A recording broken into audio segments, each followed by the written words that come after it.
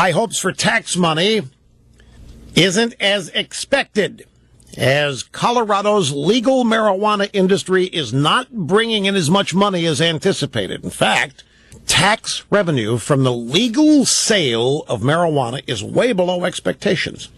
Now, when voters approved recreational marijuana sales, Colorado predicted it'd pull in more than $33 million in new taxes the first 6 months. Yeah, they were salivating. It was probably one of the reasons why they did it. Not hard to predict. But they didn't get anywhere near $33 million in the first 6 months. They got $11 million in the first. They were $21 million short. Any idea why this might be? Anybody want to take a wild guess? Why didn't they? I mean, people are buying dope left and right. Why didn't they get the tax revenue? No, it's because buying pot is less expensive on the street. Oh, they forgot about that. They forgot. It's the old unintended consequence. They forgot that pot was still going to be available in back alleys and on the street or wherever. That you're not going to have to go to a sanctioned retailer in order to pick up your stuff.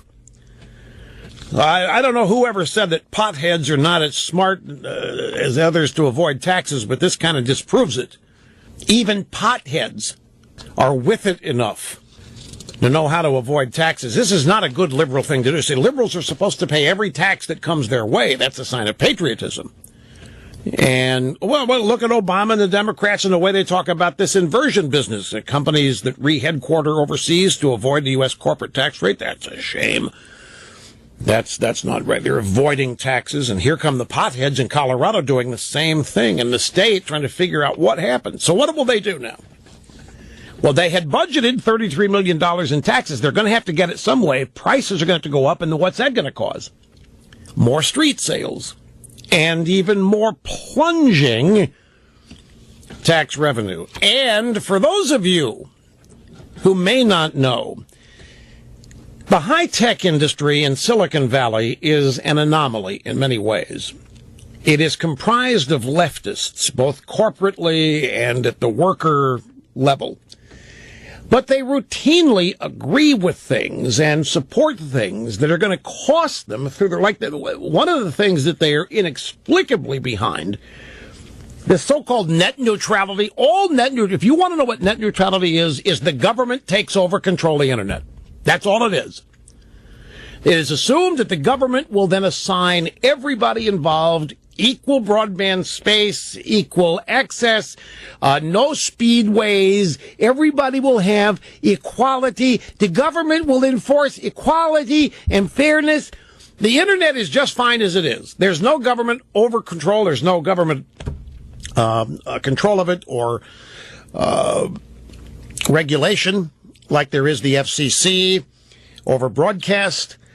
But these tech people, they want the government to come in. It's going to do more harm. It's inexplicable, but it's because they believe in the infallibility of government.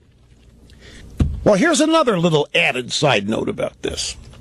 If you work at Google, and I'm not sure about Facebook, and I don't think it's the case at Apple, but at Google, employees eat free in the cafeteria. Google also, as do some of the other Silicon Valley companies, transport their employees from places like San Francisco on shuttle buses at no cost. Staffers at Google, Facebook, and Twitter have long enjoyed free gourmet meals, courtesy of the employer. It's an employee benefit. It's a perk that they offer in their attempt to find the best people. There are buffets all over the place, in-house pizza joints, kitchens stocked with organic produce, whatever you want, and it's all free. And guess who's found out about it? The IRS. The IRS is arguing that all of these free meals equal imputed income. That normally people would have to spend money to eat lunch, but because they're not having to spend it, it is in effect income. It is a part of the compensation. So the IRS is giving new attention to this issue in recent months during routine audits of some companies. When the employers have not been withholding taxes related to the meals, the IRS increasingly has sought back taxes that can amount to 30% of the meal's fair market value. This according to tax lawyers.